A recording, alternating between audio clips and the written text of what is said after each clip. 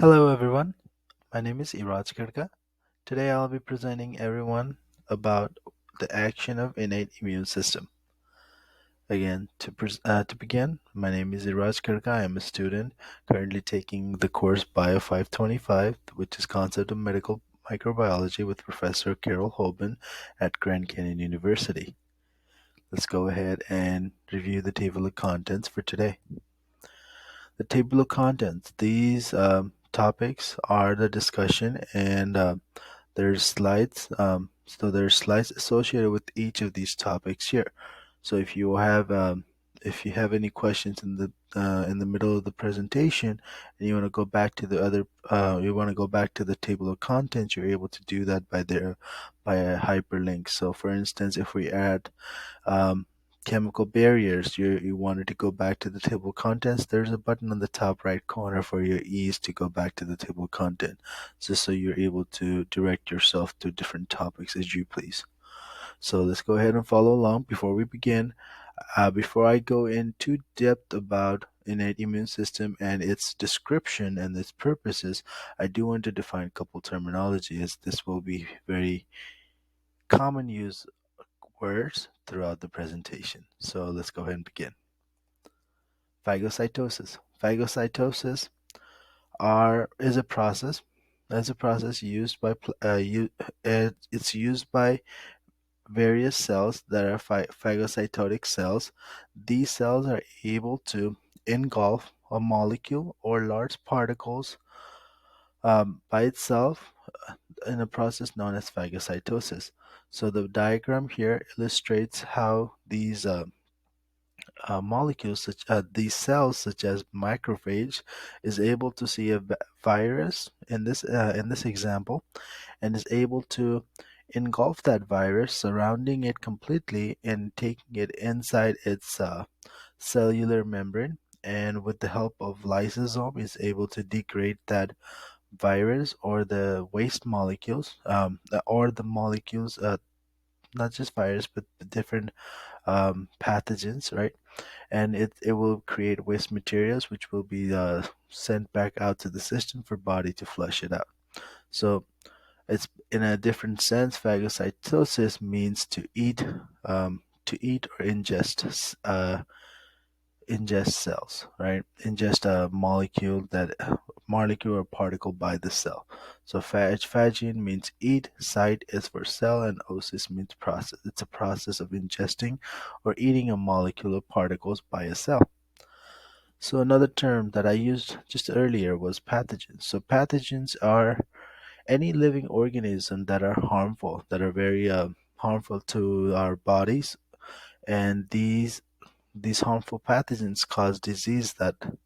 That's why they are harmful in comparison to other types of organisms there are currently within our body, because there are different organisms such as bacteria that are good and bad. So the bad kind of bacteria are called pathogens. The examples of the pathogens includes but not limited to viruses, bacteria, and fungi. So I just have like an illustration here showing different types of pathogens that could affect our body and cause serious disease. So let's go ahead and begin with the purpose of the innate immune system. So innate immune system is the first and second line of defense that treats the body that the body immune system takes to get rid of the outside threat. So basically, an innate immune system is responsible for always being ready to act. So just like in the military, we have infantry that is always ready to act. Innate immune system is there, ready, available, and equipped with uh, manpower to help fight those pathogens that attacked our body. There are, as I said, two lines of defense. So there are skin. The first lines of defense would be, for instance, skin. It would protect any invasion. Um, it would mucous membrane, secretion of skin and mucous membrane. The second line for defense would be phagocytotic leukocytes, and we will go over that in more details on how they incorporate into the innate immune system as well. Um, So basically, in a nutshell, the innate immune systems are responsible for always being ready to react, consistent on the way they react, and recognize common patterns associated with broad numbers of pathogens to come with a solution. So each pathogens are different. So our body has ways to identify how to distinguish each patterns and remember those patterns for future use. And that's what adaptive immune system comes into place, which is right after the innate immune system, is not only helps it's a third line of defense, right? But it not only helps supports the innate immune system when the virus is currently attacking, or if pathogens are currently attacking, but it also retains the information about those pathogens, so that way later when we encounter that pathogens in the long run, we can go ahead and remember what techniques was much useful to fight with those pathogens. So adaptive immune system comes into that play. So that's why the innate immune system being able to remember that, being able to identify different patterns of those pathogens helps us identify what measures to take based on the help of adaptive immune system. So that's just the summary of the immune system in general, but our focus is on innate immune system. And again, innate immune system, if you like to think about it, it's the acute, meaning it's right there, right now response, and adaptive immune system is chronological response, chronic response, meaning that it will always be there, and the memory of that pathogens will always be there in case the next time we have a similar situation, we're able to identify how we tackled in the past to use that method or even advance on that method. The thing that makes up the innate immune system. So there are various types of defense for innate immune system. The defense or barriers, we would say, for innate immune system, there are physical barriers, chemical barriers, and cellular barriers. Um, so we'll go ahead and talk about physical barriers. So physical barriers are these tissues are on the sides of interaction with the environment, such as eyelashes, keratins of the skin, tight junctions between epithelial cells. This is where the interaction takes place with with the environment. So that, let's say, um, skin, they help get rid of these pathogens by how thick their cells are, as well as the sweat. The sweat itself um, helps with the pathogens that comes into place. Uh, the the physical barrier protects the body from invasion. Um, Invasion and substances from these barriers, such as tears, mucus, clotting factors, stomach acid, help assist to destroy or stopping the invaders. The other type of barrier is the cellular barrier. The cellular barrier are cells that we utilize to help with the defense against pathogens. These cells are The cells involved in the innate immune system include different types of blood cells, and some important ones are shown here. Mast cells, they release large amounts of cytokines and histamines. And again, I will go more in details on where these cells fall into place, right? Neutrophils, they migrate from bloodstream to phagocytes and kill pathogens. We have macrophage, are phagocytes. They phagocytize and also repair tissues if there's any cuts or damage of the actual cells. For instance, for if someone has a cut and then we had an infection through that, macrophage helps with the tissue repair.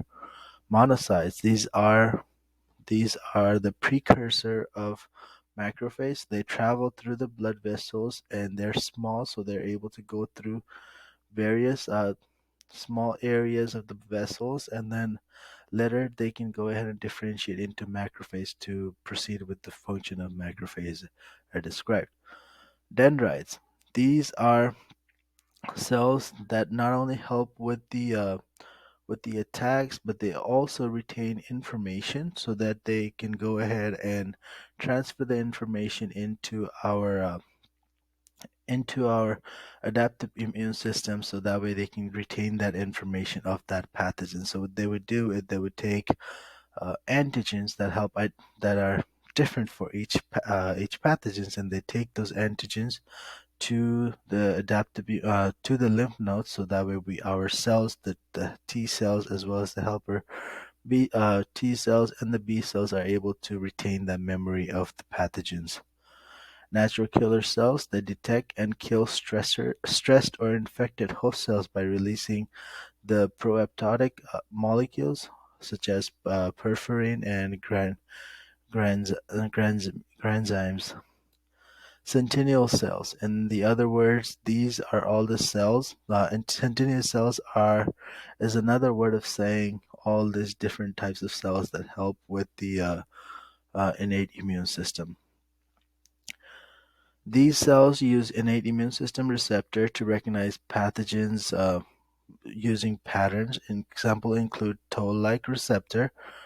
They use PAMP, pathogen-associated molecule patterns, to help recognize the type of pathogens and to find the common response. So the toll-like pattern, this is the toll-like receptor, like these right here. They use PAMs to go ahead and identify different types of pathogens that affected our body. The chemical barriers, the molecules used to send information or signals to other innate immune system, cells and the tissues, are as follows. So these are different types of chemical barriers we use, that the body uses, such as complement system, interferons, interleukin-1, histamine, cytokines, and other pro-inflammatory mediators. These help function in various ways, and we will go over a few in the later slide as well. The innate immune system, where it begins. So it all begins with exposure. It could be due to anything. Um, Common cold, accidental cut, unprotected sex, to any other reason. It could also have, as shown in the picture, like any injection that are shared, or any like cuts such as these. So whenever we get an infection into our body, the the infecticide becomes the war zone. The body comes in, and since our body is surrounded with blood vessels, the the first uh, the first to come in are the mast cells. They go ahead and release cytokines. They release cytokines and histamines, which will initiate the inflammatory process. And we will go over the inflammatory process again in more details in cytokine cells with the slide. But how it works is they will go ahead and signal sentinel cells such as macrophages using PAM to recognize these pathogens, which will then release again the pro-inflammatory mediators such as cytokines that initiates the inflammatory responses. It's body way of reacting to any outside threat, so that way it is prepared. Even if it's not a threat, even if it's just unique bacteria, body wants to make sure that it's not causing harm, so it will do the first step, which is to make sure it gathers every resource available nearby in surrounding blood vessel, because all these centennial cells, all these cells that help with the innate immune system, are all in the blood vessels with our also in as our white blood cells. So it takes various signaling from the active side over, uh, and then it will bring all these cells into to the active side, so that way it can help with fighting these bacteria or viruses or different types of pathogens we get in our body. Cytokines. So the way the cytokines works is cytokines, when released, initiates the inflammatory process, where it where its purpose is to recruit more macrophages, monophages, neutrophils to the active site of the infection from the nearby blood vessels. As I said, it's going to recruit as many white blood cells we have available, and then help with the infection to fight off these pathogens. It also induces vasodilation that increase vascular permeability. So our blood cells uh, are high are not permeable, meaning not so that not and so our blood doesn't leak, and the white blood cells doesn't get transferred everywhere. So whenever infection happen, vascular system gets induced, so that way our blood vessels in has sites where there's open, or it's in a sense it's kind of like a leaky vessels, and we will talk more about that in our leaky vessel slides. But basically it allows permeability of various big cells such as macrophages in and out of the blood vessels, so that way it can travel to the active site to help defend against the pathogens. Cytokines also in the cytokines through inflammatory process also increases the clotting system, which limits the bleeding on the injury to repair to process any repairs. So if there's any cuts, cytokines then the inflammation process then initiate the clotting of the blood, so that way we don't lose any further blood, and it will and work on repairing their tissue that was damaged due to the incident. When more sentinel cells are recruited, these cells then release more cytokines that activate interleukins proteins due to the acute phase response. Okay, so as I said, acute is just what's going on right there, right now, kind of deal. So because there's so many because of the pathogen's attack, the body needs more help, so it will activate the interleukin proteins, and again, we'll go over the interleukin proteins in the next slide. But these protein regulate immune system in a variety of different ways. Interleukins. The There are many interleukins. The most common that are seen are interleukin one. It stimulates brain to produce fever. So how our body how our body reacts to the initial attack of the pathogens is it produces fever, so that the higher temperature the body is on, the slower the pathogen reacts. And also the brain also reduces appetite and increases lethargy, so that way the energy that's used to consume food as well as any activity that the body does, we can utilize those energy into fighting the pathogens, uh, directing that energy into a good use. Interleukin 2 and interleukin 12 activates natural killer cells to the active infected size, which will basically kill the pathogens, and help with decreasing the number of pathogens that are in our body. Interleukin 6 stimulates liver to produce opsonins, which are acute phase protein which work as antigens to help identify to our sentinel cells of the pathogens. So what it does, it attaches to the pathogens, and it lets our macrophages or natural killer cells or any other type of cells that are helping in our body, letting them know that these are the viruses, and you can go ahead and attack these viruses or engulf these viruses. So that's what opsonins are able to do.